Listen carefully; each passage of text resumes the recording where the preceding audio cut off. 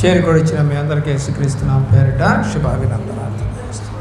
ఇర్మియా గ్రంథం 10వ అధ్యాయము 2వ వచనం. ఇర్మియా గ్రంథము 10వ అధ్యాయము 2వ వచనంలో అన్యుల ఆచారములను అభ్యసింపకుడి అని రాశాడు. ఏం చెప్తుందండి వాక్యం? అన్యుల యొక్క ఆచారములను అభ్యసింపకుడి. 3వ అధ్యాయము 1వ వచనం కూడా చూడండి. 3వ అధ్యాయము 1వ వచనం ఇర్మియా గ్రంథం. మరియు ఒకడు తన భార్యను త్యజించగా ఆమె అతని ఎదుట నుండి తొలగిపోయి వేరొక పురుషుడిదైన తర్వాత అతడు ఆమె ఎదుటకు తిరిగి చేరున అలాగే అలాగు జరుగు దేశము బహుగా అపవిత్రమగును కదా. అయినను నీవు అనేకులైన విటకాలతో విచారణ చేసినను నా ఎదుటకు తిరిగి రమ్మని యెహోవా సెలవిచ్చుచున్నాడు. దేవుని ప్రేమించిన పిల్లారా, ఇక్కడ ఈ మాట యొక్క అర్థం ఏంటంటే, దేవుణ్ణి కాదని అన్యుల వైపు తిరిగి వాళ్ళతో వెళ్ళారట ఇశ్రాయేలు. అది చెప్తా అన్నాడు అక్కడ. అంటే అన్యుల వైపు తిరిగిపోయిన బాధని ఆయన గుర్తు చేస్తా ఉన్నాడు. 10వ అధ్యాయం 1వ వచనంలో మనం చదివినట్టుగా అన్యుల ఆచారములను చేస్తా ఉన్నారు. అసలు ఆ 70 సంవత్సరాల శిక్ష ఎందుకు వచ్చిందంటే, వాళ్ళు దేవుని కాదని అన్యుల ఆచారములు చేసినందుకే దేవుడు కోపం వచ్చి కొట్టాడు. అది కూడా ఇర్మియా గ్రంథంలోనే రాస్తాడు. వాళ్ళు నన్ను కాదని తిరుగుతున్నారు, వాళ్ళు నన్ను కాదని వ్యభిచరిస్తూ ఉన్నారు, అందుకని నా కోపం వారి మీద మండుచున్నది అని అంటాడు. అలాగే ద్వితీయోపదేశ కాండములో మనం చూసినట్లయితే దేవుని యొక్క ప్రేమలో 8వ అధ్యాయము 19వ వచనానికి వచ్చినట్లయితే, నీవు ఏమాత్రమైనను నీ దేవుడైన యెహోవాను మరచి ఇతర దేవతలను అనుసరించి పూజించి నమస్కరించిన ఎడల మీరు నిశ్చయముగా నశించిపోదురని నేను మిమ్మల్ని గూర్చి సాక్ష్యము పలికి ఉన్నాను. మీరు గనక వేరే పని గనక చేస్తే నన్ను కాదని ఏమైపోతారంట? నిశ్చయముగా నశించిపోదురు. మనం నశించిపోయిన ఇష్టమేలంటే మేము అన్నిల యొక్క పనులే చేస్తామనంటే, ఎందుకు ఈరోజు నీ వాక్యం చెప్పాల్సి వస్తుందంటే, ఈరోజు ఆగస్టు 9వ తేదీ దేవుని యొక్క ప్రేమలో మరి 2025వ సంవత్సరం. ఈ రోజున మరి అనేక మంది హిందువులు, క్రైస్తవులు, ముస్లిమ్స్ కూడా అంట, నాకు చాలా బాధ ఇస్తుంది. ఏం కట్టుకుంటున్నారంట? రాఖీ కట్టుకుంటున్నారంట. చెల్లెళ్ళు అన్నకి కడతారు. కానీ యొక్క వాళ్ళ హిస్టరీలో కట్టింది ఎవరికంటే, మొట్టమొదటిగా భార్య భర్తకు కట్టింది. సరే రాను తర్వాత ఏమైందంటే, కృష్ణుడి యొక్క మరి సఖిగా ఉన్నటువంటి ఆ అమ్మాయి అతనికి కట్టింది. సరే ఈ హిస్టరీ అంతా వీలైతే చెప్తా నేను. ఇప్పుడు అలాంటి పని క్రైస్తవులు చేయొచ్చా? ఎంతమంది రేపు ఆదివారం మరి ఇవాళ కట్టించుకున్నటువంటి ఈ యొక్క రాఖీలు కట్టుకొనే చర్చిలకి వెళ్ళేవాళ్ళని చూడొచ్చు మీరు. క్రైస్తవులు రాఖీ కట్టుకోకూడదు. ఎందుకంటే అది అన్య దేవతల సంబంధమైనది. ఇక్కడ ఇర్మియా గ్రంథంలో ఏదైతే వాపోతా ఉన్నాడో దేవుడు, అదే ఇప్పుడు క్రైస్తవ సమాజంలో కనపడతా ఉంది. ఆయన కూడా వాపోతానే ఉంటాడు. నిజమైనటువంటి సేవకులు కూడా మరి గట్టిగానే ఈ వాక్యాన్ని చెప్తారు. లేదంటే ఎందుకులే సంఘానికి వచ్చేవాళ్ళని పోగొట్టుకోవడం అనుకుంటే నువ్వు దేవుడికి విరుద్ధంగా మాట్లాడు. దేవుడికి విరుద్ధంగా మాట్లాడటం అనేది అలవాటు అయిపోయింది ఈరోజు జనాలకి. మనుషులను సంపాదించుకోవడానికి ప్రయత్నం చేస్తూ వాళ్ళు ఏం చేస్తే మనకెందుకులే అన్నట్టుగా ఉంటా ఉన్నారు. 14వ అధ్యాయం కూడా చూడండి. 14వ అధ్యాయంలో 2వ వచనం. 2వ ఏలైనగా నీ దేవుడైన యెహోవాకు నీవు ప్రతిష్ఠిత జనం. ఎవరంట? మనము ప్రతిష్ఠించబడిన వారు దేవుడికి. మరియు యెహోవా భూమి మీద ఉన్న సమస్త జనులలో విశేషముగా తనకు స్వకీయ జనమగునట్లు నిన్ను ఏర్పరచుకున్నాడు. ఎవరంట? మనం దేవునికి స్వకీయమైన జనం అంట. నా కొడుకు, నా కూతురు అంటామే, అలాగా ఆయన కొడుకులము, ఆయన కూతుర్లం. యోహాను రాసిన సువార్త 1:14 ప్రకారం ఎవరు ఎంతమంది దేవుడు అంగీకరించిరో వారంతా దేవుని కుమారులు, కుమార్తెలు అయి ఉంటారని 12వ వచనం నుండి 14వ వచనం దాకా చదువుతూ ఉంటారు. దేవుని యొక్క ఆ ప్రేమలో ఇదే గ్రంథము, ద్వితీయోపదేశ కాండ గ్రంథము 28వ అధ్యాయం కూడా చూడండి. 28వ అధ్యాయము 14వ వచనానికి వద్దాం పిల్లలు. 28 అన్యుల దేవతలను అనుసరింపకయు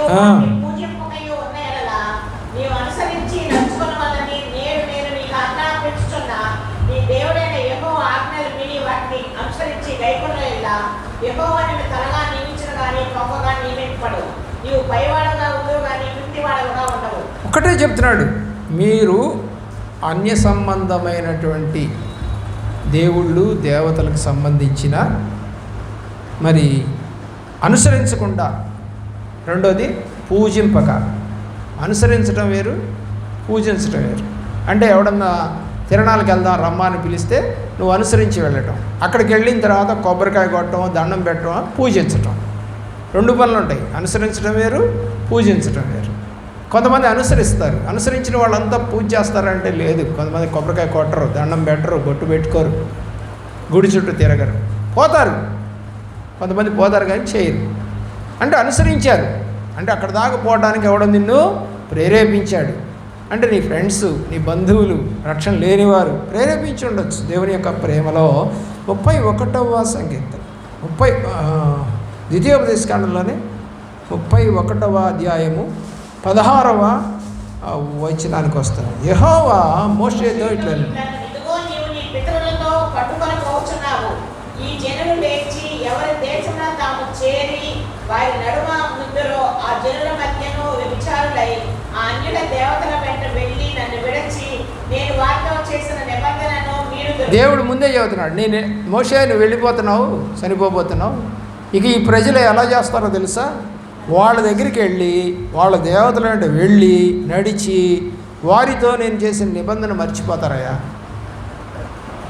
రక్షణ పొందినప్పుడు ఉన్నటువంటి ఆ నిబంధన ఆ రక్షణ పొందిన తర్వాత రాను రాను తగ్గిపోతుంది అనేది వాస్తవం. అప్పుడున్నటువంటి ఫైర్, లేకపోతే అప్పుడున్నటువంటి ఆత్మ, అప్పుడున్నటువంటి ప్రేమ, అప్పుడున్నటువంటి నడిచే భాగ్యం అన్నీ పోగొట్టుకుంటూ ఉంటారు. ఉండే కొన్ని పెరగాల్సింది పోనించి తగ్గిపోతాం. పిల్లవాడు స్కూల్లో సంవత్సరం అవుతుందంటే అర్థం ఏంటి చెప్పండి? వాడి తరగతి పెరుగుతుంది. మరి మన సంగతి ఏంటి? దేవుళ్ళో పెరగాల్సిన మనము తగ్గిపోతున్నామా? ఆలోచించి. కాబట్టి గలతీ పత్రిక 4వ అధ్యాయం, గలతీ పత్రిక 4వ అధ్యాయం 9వ వచనం నుండి, ఇప్పుడు మీరు దేవుని ఎరిగిన వారు మరి విశేషముగా దేవుని చేత ఎరగబడిన వారునై ఉన్నారు కనుక బలహీనమై నీవు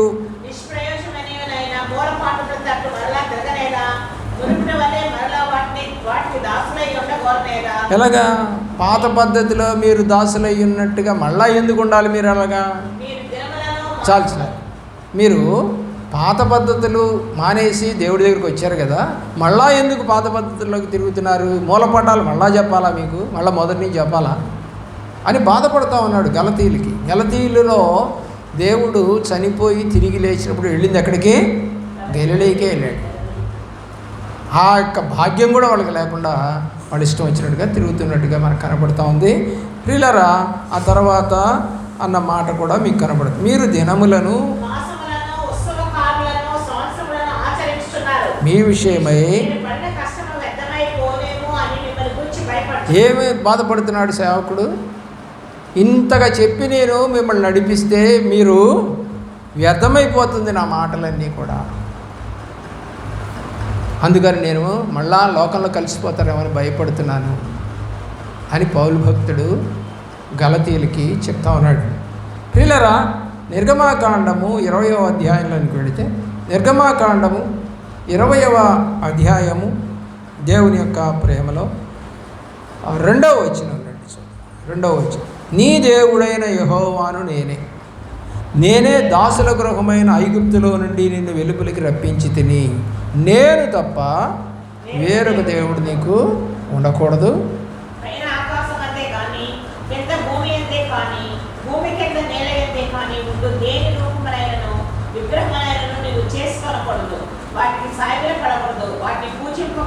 ఎలాగనగా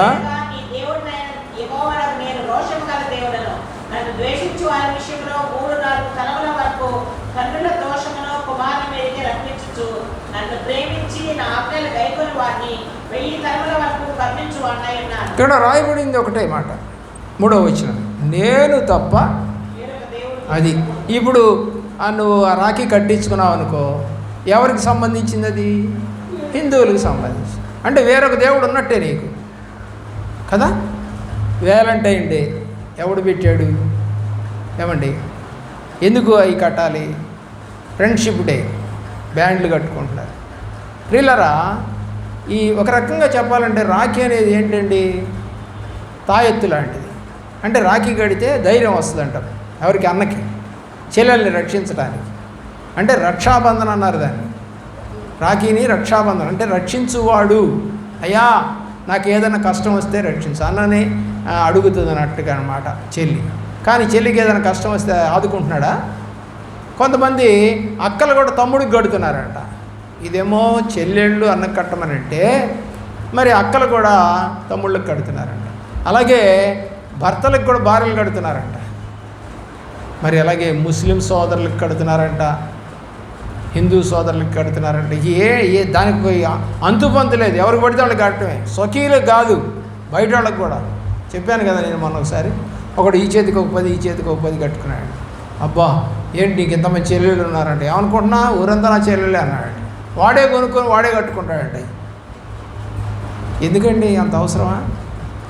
10 రూపాయలు కూడా అమ్ముతున్నారు, 5 రూపాయలు కూడా అమ్ముతున్నారు తాళ్ళు. ఏంటిది? తాడు, అంతరం అండి. ఎవరు కట్టుకుంటారు అంతరాలు? దయ్యం పట్టిన వాళ్ళు కట్టుకుంటారు. మనకెందుకండి? ఆలోచన చేయండి. 19వ అధ్యాయం 4-5 వచ్చిన. నేను ఐగుప్తులకు ఏమి చేస్తునో, మిమ్మల్ని గద్ద రెక్కల మీద మోసిన ఆ యుద్ధకు మిమ్మల్ని ఎట్లు చేర్చుకుంటునో మీరు చూచితిరి. కాగా మీరు నా మాట శ్రద్ధగా విని నా నిబంధన అనుసరించి నడిచేలా మీరు సమస్త దేశ జనులలో నాకు స్వకీయ సంపాద్యం అవుదురు. ఆ మాట జాగ్రత్తగా, నా మాట శ్రద్ధగా విని నా నిబంధనను అనుసరించి నడిచినాడు. అంటే అన్ని దేవతలకు సంబంధించిన పూజ చేయకూడదు, ఆచరించకూడదు, అనుసరించకూడదు. వాళ్ళు పెట్టినవి తినకుండా ఉన్నట్లయితే, వాళ్ళు పండగ కోసం చేసుకునేవి తినకండి. ఇంకొక రోజు ఎప్పుడైనా చేసుకునేది, చావు కోసం చేసుకునేవి కూడా తినబాకండి. ఏమండి, ఒక అబ్బాయి అడిగాడంట, అమ్మ మన ఇంట్లో కూడా గారెలు అంటే మీ నాన్న బతికే ఉన్నాడుగా అందంట. అంటే ఏంటి, వాళ్ళంటే వాళ్ళ నాన్న చనిపోయాడు కాబట్టి దినం పెట్టుకుంటున్నారు, గారెలు పెట్టుకున్నారు. కాబట్టి మనం అలాగే చేయకూడదు. దేవుని యొక్క ప్రేమలో పేతురు రాసిన మొదటి పత్రిక 4వ అధ్యాయం 3వ వచనం. 4వ అధ్యాయము 3వ వచనం.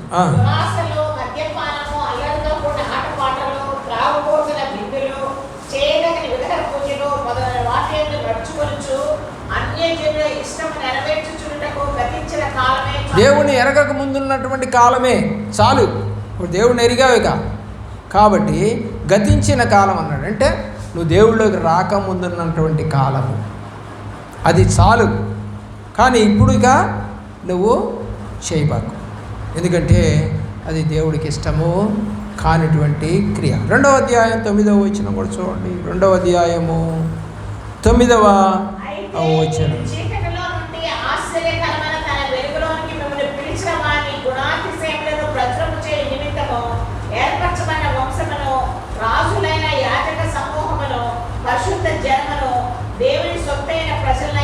దేవుని ప్రేమించిన పిల్లలు ఇక్కడ రాయబడింది ఏంటంటే, మీరు ఎక్కడి నుంచి వచ్చారంట?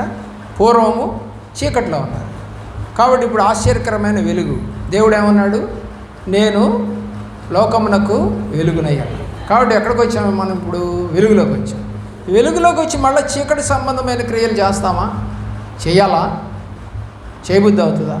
మన ఇంట్లో ఉన్నటువంటి ఒక గదిలో నుంచి ఇంకొక గదిలోకి వెళ్ళాలంటే అక్కడ లైట్ వేసుకొని పోతాం. చీకట్లో పోం, తెలుసు మనకి ఆ గదిలో ఏముంటాయో అన్నీ తెలుసు, కానీ వెళ్ళాం, లైట్ వేసుకొని పోతాం ఆ వస్తువు తీసుకురావడానికి లేదా అక్కడ ఉన్నటువంటి తీసుకొచ్చుకోవడానికి. లైట్ ఎందుకు వేసుకోవాలంటే చీకట్లో ఉండేవాళ్ళం కాదు, మనం వెలుగులో నడిచేవాళ్ళం. మరి ప్రభులో వెలుగులో నడుస్తున్నటువంటి వాళ్ళు మళ్ళా పాత పద్ధతులు, పాత ఆలోచనలు కలిగి ఉంటున్నారా? వీళ్ళల్లో వాళ్ళు ఎవరన్నా అలాగ చేస్తున్నారేమో. ఒకవేళ మీ ఇంట్లోకి ఏం తెచ్చిపెట్టినట్టు అవుతుంది? దేవుని యొక్క కోపము, దేవుని యొక్క శాపము, దేవుని యొక్క ఉగ్రత మీ గృహంలోనికి ప్రవేశిస్తుంది వాళ్ళ ద్వారా. అర్థమవుతుందా? జ్ఞాపకం చేసుకోండి. ఎప్పుడు కూడా మనము పాప సంబంధమైన వస్తువు ఉన్నందుకు హాయి మీదకి వెళితే ఎంతమంది చచ్చిపోయారు? 30 మంది చచ్చిపోయారు కదా. పాప సంబంధమైనది తెచ్చి గుడారంలో దాచుకున్నందుకే.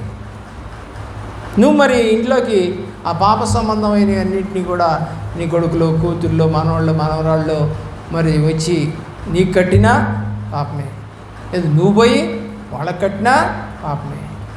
మరి నీవు కావాలనే సాతాన్ని ఇంట్లోకి తెచ్చుకొని మా అమ్మకు బాగాలేదు, మా నాన్నకు బాగాలేదు, మా అబ్బాయికి బాగాలేదు, మా ఆయనకు బాగాలేదు, నా కూతురుకు బాగాలేదు, దయ్యం పట్టినట్టుగా నడుస్తుంది. మరి రాకేమవుతుంది? దయ్యాలు వచ్చేసినాయి కదా ఇంట్లోకి, ఎవరినో వాళ్ళు పట్టుకోవాలి కదా, పట్టుకుంటాయి. దాని పని అదే, పడేయటం దాని పని అండి, దానికి ఉన్న లక్షణం అది. కాబట్టి దేవుడు చెప్పినట్టుగా మనం చేద్దాము. చీకటిలో నుండి వచ్చాం మనము, ఇక వెలుగులోనే ఉందాం, ప్రభువులోనే ఉందాం, మళ్ళీ వెనక్కి తిరిగి పోవద్దు అని చెప్పి కొరింథీయులకు రాసిన మొదటి పత్రిక 10వ అధ్యాయం 14వ వచనం. కాబట్టి నా ప్రియులరా, విగ్రహారాధనకు దూరముగా పారిపోండి. ఏం చెప్తుంది బైబిల్? దానికి దూరంగా వెళ్ళండి అంటే ఆ పూజా సంబంధమైనవి చేయకండి అని చెప్తాను. 2 కొరింథీ పత్రిక దేవుని యొక్క ప్రేమలో 6వ అధ్యాయం, 2 కొరింథీ పత్రిక 6వ అధ్యాయము 14వ వచనం. ఏం చేయకూడదంట? మరి ఇప్పుడు వాళ్ళు ఎవరు కట్టించుకునే వాళ్ళంతా అవిశ్వాసం. నువ్వు కట్టినా వాళ్ళు కట్టినా ఇద్దరు అవిశ్వాసుల కింద లెక్కే. విశ్వాసం అయితే కట్టించుకోడు, అవిశ్వాసం అయితేనే కట్టించుకుంటాడు. కాబట్టి అవిశ్వాసులతో జోడుగా ఉండకుడి.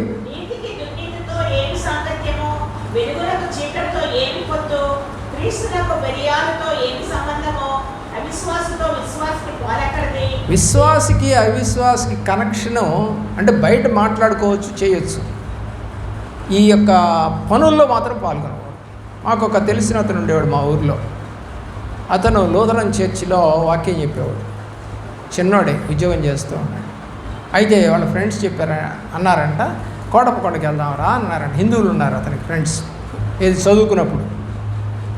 వాళ్ళు అన్నారంట కోటప్పకొండకి వెళ్దాం.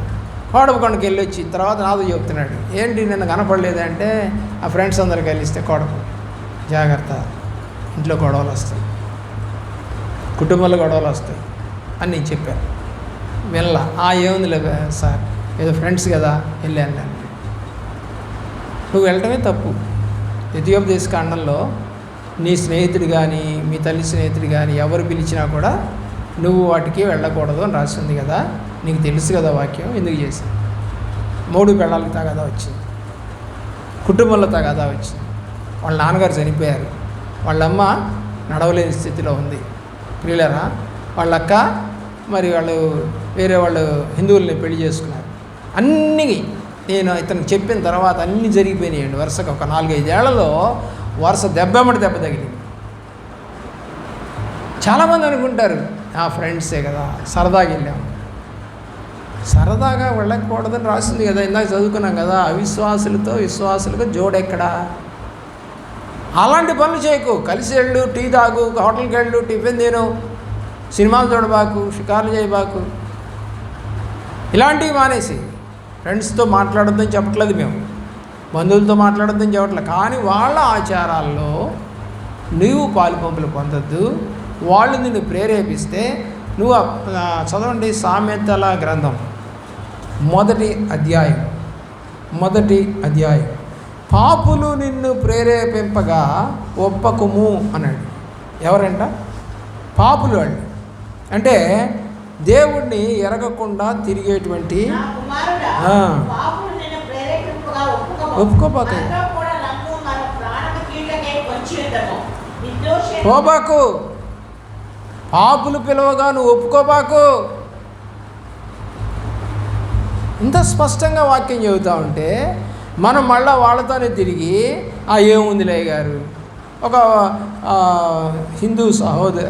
క్రైస్తవ సహోదరుడు హిందూ సహోదరుడు యొక్క ఇంట్లో ఫంక్షన్కి వెళ్ళాడట. వాళ్ళు ఏదో భజన పెట్టుకున్నారు.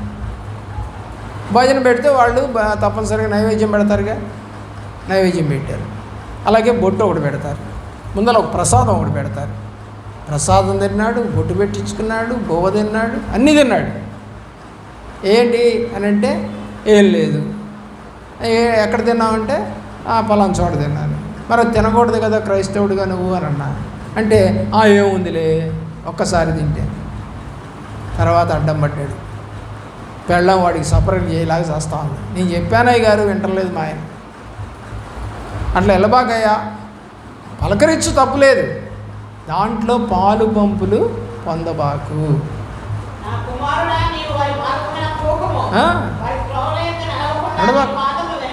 తీసుకో, వెళ్ళబాకు, రమ్మంటే వెనక్కిరా. లేదు లేదు నేను రానని చెప్పి. ఇప్పుడు మేము కూడా హిందువుల పెళ్ళిళ్ళకి వెళ్తామండి, అక్షింతలు వేయం. వాళ్ళు అడుగుతారు, చేతులకి వస్తారు కదా పంతులు గారు ఇచ్చేస్తాం, మేము తీసుకోం. పెళ్ళికి వెళ్తాం. అదే కళ్యాణ మండపంలో క్రైస్తవ పెళ్ళి జరుగుద్ది, హిందువుల పెళ్ళి జరుగుద్ది, ఓణీల ఫంక్షన్ జరుగుద్ది, లుంగీల ఫంక్షన్ జరుగుద్ది. ఏమంటే కర్మలు అంటే చనిపోయిన వాళ్ళకి దినాలు పెడతారు, అన్నీ జరుగుతాయి. అదొక ప్లాట్ఫామ్ అంతే. అక్కడికి అడుగు పెడితే మనకి పాపం అంటే కాదు. పాలు పంపులు పొందితే పాపం. అక్షింతలు ఇచ్చారనుకో, అది ఏ అక్షింతలు అయ్యి మంత్రించి వాళ్ళు పూజారి మంత్రించి ఇస్తారు. దాని లోపల ఏముంటుంది తెలుసా? చేతిలో మంగళసూత్రం ఉంటుంది. మంగళసూత్రం పట్టుకొని ఇది తీసుకొని కొంచెం కొంచెం పోసుకుంటూ పోతాడు. అంటే మంగళసూత్రం మీదుగా మీ చేతిలో పడతాయి. మీరేం చేయాలి? పెద్దవాళ్ళు అయితే ఆశీర్వదించాలి. పోయి అక్కడ ఏమని ఆశీర్వదించాలి? కలకాలం బతుకయ్యా, పిల్లా పాపలతో బతుకయ్యా, దీర్ఘాయుష్మంతుడిగా బతుకయ్యా, దేవుడు నేను చల్లగా చూసి 4 బిడ్డలు ఇచ్చునుగాక అని చెప్పేసి అంటారు. ముత్తైదువులు అంతా కూడా ఆశీర్వదిస్తారు. ఎక్కువగా ఆడవాళ్ళు ఆశీర్వదిస్తారు. ఎక్కువ మగవాళ్ళు ఏమో ఊరకేసి వెళ్ళిపోతారు, ఆడవాళ్ళు ఆశీర్వదిస్తారు. మరి అలాంటి పని మనం చేయొచ్చా? చేయకూడదు. పూలు ఏమైనా పెడితే తీసుకో, ఎప్పుడైనా గులాబీ పూలు చాంతులు తీసుకొని అక్షింతలు ఎక్కువ. తర్వాత భోజనం తినొచ్చా? తిను. ఎందుకంటే బైబిల్లో పౌలు భక్తుడు కొరింథీయుల్లో అంటాడు, వారు నిన్ను పిలిచినప్పుడు నీకు ఇష్టమైతే వారి దగ్గరికి వెళ్ళి వారు పెట్టిన దాన్ని నువ్వు తిను, ప్రార్థన చేసుకొని తిను, ఏ దోషం నీకు ఉండదు అన్నాడు. ప్రియులారా ఆలోచించి, కొట్లో మనం కావుడు కొట్లో కొనుక్కొచ్చుకున్నాం, ఇంట్లోకి తెచ్చుకొని తింటలా? సాయిబు కొట్లో కొనుక్కొచ్చుకున్నాం మాంసం తింటలా? ఇంట్లో వాడు హలాల్ చేసి కోస్తున్నాడు, మనకి అది కుదరదు కదా, హలాల్ చేయకూడదు మన లెక్క ప్రకారం, కానీ వాళ్ళు హలాల్ చేస్తారు. తింటున్నావుగా, కొనుక్కొని వస్తున్నావు. మనం కొనుక్కొని వచ్చినాయి. మరి ఇప్పుడు పెళ్ళికండి మనం కొనుక్కోలేదు. మరి కానుకేంటో? కానుకంతే నువ్వు తినేది పలావు 150 రూపాయలు అయితే అక్కడ ఇచ్చేదేమో 1000 రూపాయలు. మరి కొనుక్కొని తిన్నట్టే. అది దేవుని యొక్క ప్రేమలో ఆలోచన చేయవలసిందిగా కోరుతా ఉన్నాం. అలాగే దేవుని యొక్క ప్రేమలో 17-18 కూడా చూడండి. కొరింథీయులకు రాసిన 2వ పత్రిక 6వ అధ్యాయం 2వ పత్రిక 6వ అధ్యాయం 17-18. కావున మీరు వారి మధ్య నుండి బయలువెడలి ప్రత్యేకముగా ఉండుడి. ఎలా ఉండాలంట? ప్రత్యేకంగా. మొదట్లో చెప్పాం, మీరు ప్రత్యేకించబడిన వారు, క్రీస్తులో మీరు ప్రత్యేకించబడిన వారు, అపవిత్రమైన దాన్ని ముట్టకుడని చెప్పుచున్నాడు. చాలు. ఏం చెప్తున్నాడు? మీ మధ్య నుండి బయలువెడలి ప్రత్యేకంగా ఉండండి. ఏమండి మరి ఫ్రెండ్షిప్ పోద్దా? నిజమైన ఫ్రెండ్షిప్ అయితే పోదు. మా మతాన్ని మా దేవుళ్ళని గౌరవించు అనేవాడైతే పోతుంది. నిజమైన ఫ్రెండ్షిప్కి దేవుళ్ళు అడ్డం రారండి. అర్థం చేసుకోవాల్సింది ఒక ఎఫ్ఎస్సీలకు రాసిన 5వ అధ్యాయం 11వ వచనం. ఎఫ్ఎస్సీలకు రాసిన పత్రిక 5వ అధ్యాయం 11వ వచనం. 5:11.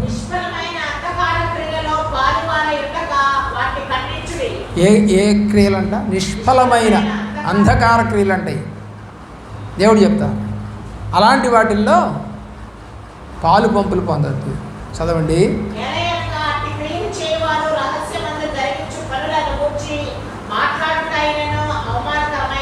చూసారా? అలాంటి పనులు చేసి మళ్ళీ చర్చికి వచ్చి ప్రభువా నన్ను క్షమించంటే దేవుడు ఒప్పుకుంటాడా? పొమ్మని ఎవడు చెప్పాడు నిన్ను? అసలు బైబిల్ చెప్పలేదు కదా. మరి ఎందుకు పోయావు? రక్షణ పొందావు, బాప్తిసం తీసుకున్నావు, బలారాధన తీసుకుంటున్నావు, అయినా కూడా తప్పుడు పనులు చేయడానికి ఇష్టపడతావా? హెబ్రీయులకు రాసిన పత్రిక 6వ అధ్యాయము 1వ వచనం. కాబట్టి నిర్జీవ క్రియలను విడిచి మారు మనసు పొందండి. నిర్జీవ క్రియలే ఏం ఉపయోగం ఉండవు. 4 రోజులు కట్టుకుంటారు, తీసి అవతలు పారేస్తారు. ఇంకా వాళ్ళు చెప్పినటువంటి రక్షణ ఏమైందో తెలియదు. మళ్ళీ ఇద్దరు కొట్టుకుంటారు, అన్నా చెల్లెలు కొట్టుకుంటారు, అక్క చెల్లెలు కొట్టుకుంటారు. కొట్టుకోకూడదు కదా బైబిల్ ప్రకారం. యోహాను రాసినటువంటి సువార్త 15వ అధ్యాయం 9వ వచనంలో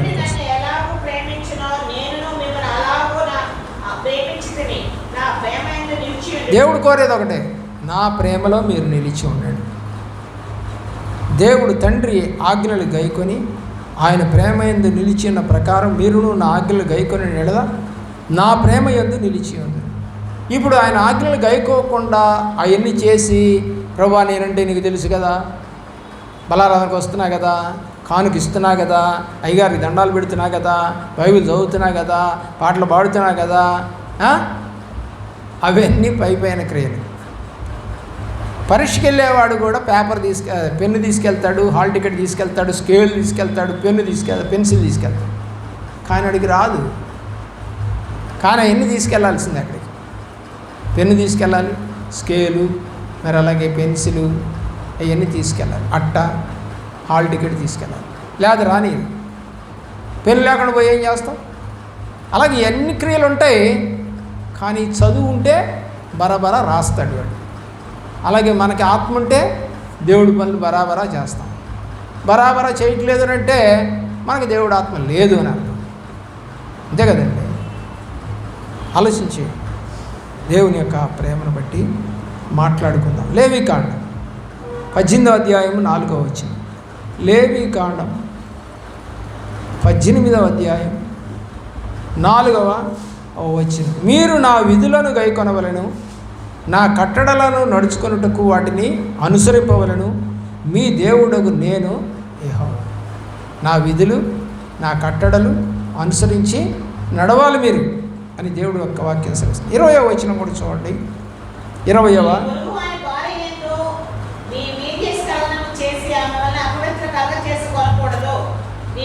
చాలు అవసరం లేదండి. అది యాక్చువల్గా అవసరం లేదు. నేను చెప్పడమే తప్పు చెప్పాను. 20వ అధ్యాయంలోకి వెళ్ళండి. 20వ అధ్యాయంలోకి వెళ్ళండి. 24వ వచనంలోకి రండి. 20వ అధ్యాయం.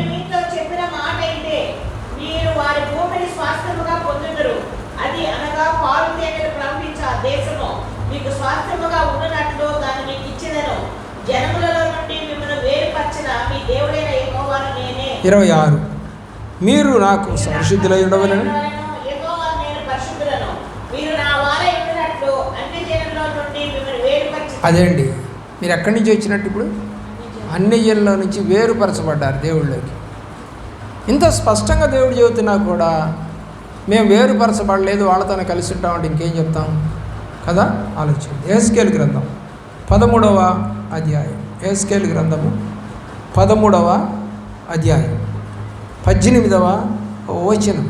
13వ అధ్యాయము 18వ వచనం.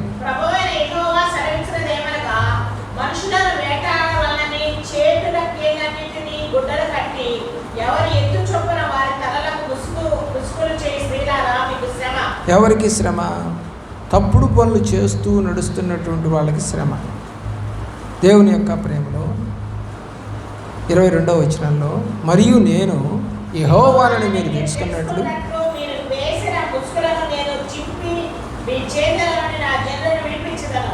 దేవుని యొక్క ప్రేమ. మీరు ఆ అన్ని జనుల యొక్క ముసుగు వేసేసుకున్నారు. ఆ ముసుగులో నేను చింపి మీ చేతిలో నుండి నా జనులను విడిపించుకుంటాను. అంటే మళ్ళా వాక్యం విని సరి చేసుకొని పశ్చాత్తాపడటానికి అవకాశం ఇస్తాడు దేవుడు. కాబట్టి దేవుని యొక్క వాక్యము మనము ఎంత శ్రద్ధగా వింటే, ఏమండి, నా జనులు 19వ వచనం అంటాడు, అబద్ధపు మాటలను అంగీకరించిన నా జనులతో అబద్ధపు మాటలు చెప్పుచు చేరుడు ఎవలకును దేవుని ప్రేమిస్తున్న ప్రియులారా, దేనికి ఆశపడి నువ్వు పాపం పనులు చేస్తూ ఉన్నావు? మందుకా, పలావుకా, దేనికి? సినిమాకి వెళ్ళటానికా? వాడు డబ్బులు పెట్టుకుంటాడని తిరుగుతున్నావా? వాడు పాపం చేయిస్తున్నాడు నీ చేత. అది నువ్వు గ్రహించట్లా. అది గ్రహించుకునే ఆత్మ నీకు దేవుడు కావాలి. 20వ అధ్యాయంలో కూడా చూడండి, దేవుడు చెప్తున్న మాట. 20వ అధ్యాయము యెహెజ్కేలు గ్రంథంలోని 18వ వచనానికి వద్దాం. వారు అరణ్యంలో ఉండగానే వారి పిల్లలతో ఇలాగ సెలవిచ్చితిరి, మీరు మీ తండ్రుల ఆచారములను అనుసరింపకయు వారి పద్ధతులను బట్టి ప్రవర్తింపకయు వారు పెట్టుకున్న దేవతలను పూజించి మిమ్మల్ని మీరు అపవిత్రపరచుకొనకయు ఉండుడి. మీ దేవుడైన చాలు సార్. ఎవరు? వాళ్ళ పితరులు చేశారండి పనులన్నీ, అందుకని దేవుడికి కోపం వచ్చింది. అలా మీరు చేయొద్దు అంటున్నాడు తర్వాత వాళ్ళతో. దేవుని ప్రేమిస్తున్న ప్రేమిళ్ళ ఆదికాండము 8వ అధ్యాయము 21వ వచనం. అప్పుడు యెహోవా ఇంపైన సువాసనను ఆగ్రహించి, ఇక మీదట నరులను బట్టి భూమిని మరలా శపించను, ఎందుకనగా నరుల హృదయాలోచనలు వారి బాల్యము నుండి చెడ్డది, నేను ఇప్పుడు చేసిన ప్రకారముగా ఇకను సమస్తము జీవులను సంహరింపు. ఏంటంటున్నాడు? నరుల యొక్క ఏమండి హృదయాలోచనలు బాల్యము నుండి చెడ్డది.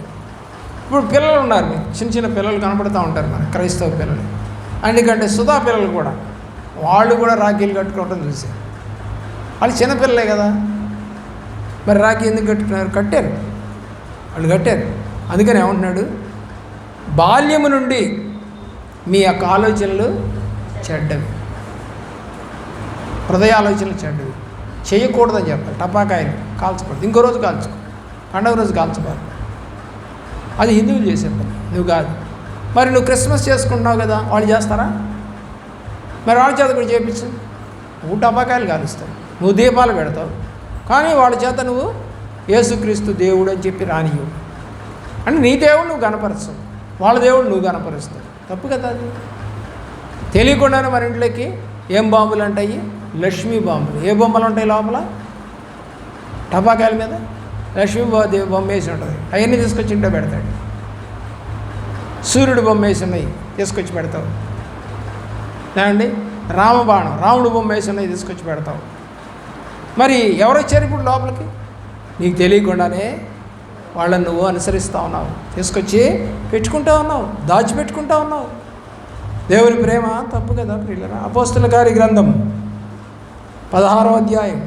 రక్షణ రాఖీ వల్ల రక్షణ రాదు, రాఖీ వల్ల అయితే రక్షణ రాదు. దేవుని యొక్క ప్రేమ